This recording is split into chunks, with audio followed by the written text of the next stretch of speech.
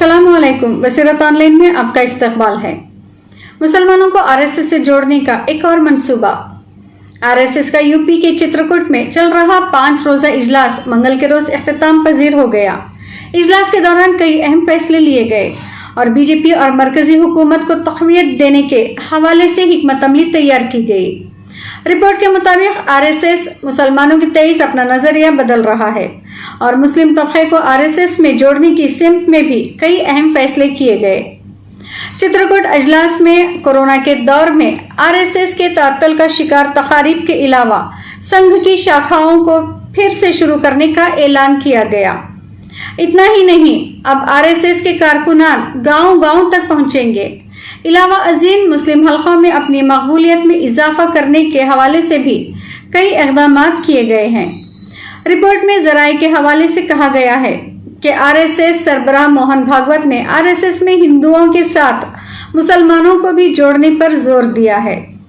इसके लिए मुस्लिम बस्तियों में शाखाएं खोलने पर भी गुफ्तगू की गई। ख्याल रहे कि आरएसएस सरबराह ने चित्रकूट अजलास शुरू होने से ऐन क़बल बयान दिया था कि हिंदू और मुसलमान सभी का डीएनए एक है और हिंदुस्तान का विश्व गुरु बनाने के लिए हिंदुओं और मुसलमानों को एकजा होकर काम करना पड़ेगा। अब आरएसएस के इजलास में मुस्लिम बस्तियों में संघ की शाखाएं लगाए जाने के बाद ये साफ हो गया है कि आरएसएस मुसलमानों को अपने नजरिए की जानिब मायल करने की कोशिश में है। हालांकि मुस्लिम राष्ट्रीय मंच नामी तंजीम मुल्क के मुसलमानों को संघ के नजदीक लाने के लिए पहले ही से कोशिश कर रही है। संघ के साबिक सरबराह के सुदर्शन की मदद से संघ के प्रचारक इंद्रेश कुमार ने मुस्लिम राष्ट्रीय मंच का क़याम किया था।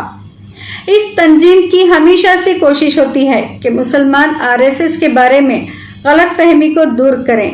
ताहम अब ऐसा पहली बार हुआ कि संघ बराह रास्त तौर पर मुसलमानों को जोड़ने की सिमत में कदम उठाने जा रहा है।